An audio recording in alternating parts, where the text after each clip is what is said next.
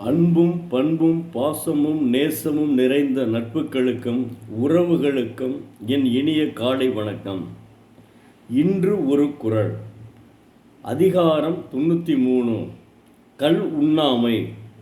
குறள் எண் 921.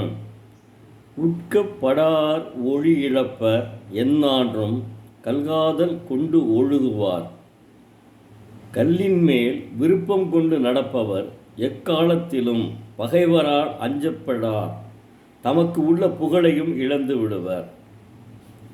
உதாரணத்திற்கு, கல் குடித்தவன் அதற்கு அடிமையானால் அவனுக்கு பணம் இல்லை என்றால் திருடக்கூட செய்வான்.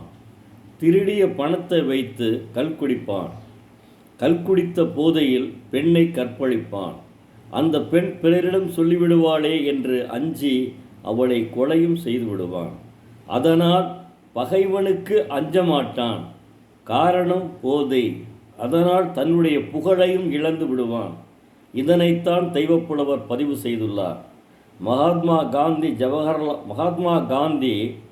ஜவஹர்லால் நேரு மகாத்மாவிடம் அரசியல் சட்டத்தினுடைய முக்கிய அம்சத்தை அறிவுரை சொல்லுங்கள் என்று சொன்னவுடன், இந்தியா முழுவதும் மதுவிலக்கை அமுல்படுத்துங்கள் என்று நேருவிடம் சொன்னார்.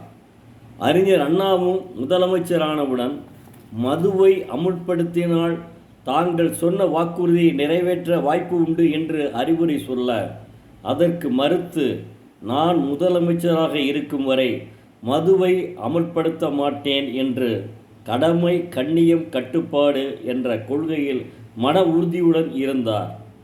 அவர்தான் பேரறிஞர் அண்ணா. வாழ்க வள்ளுவம், வளர்க அவர் புகழ். நன்றி. மீண்டும் நாளை பார்ப்போம்.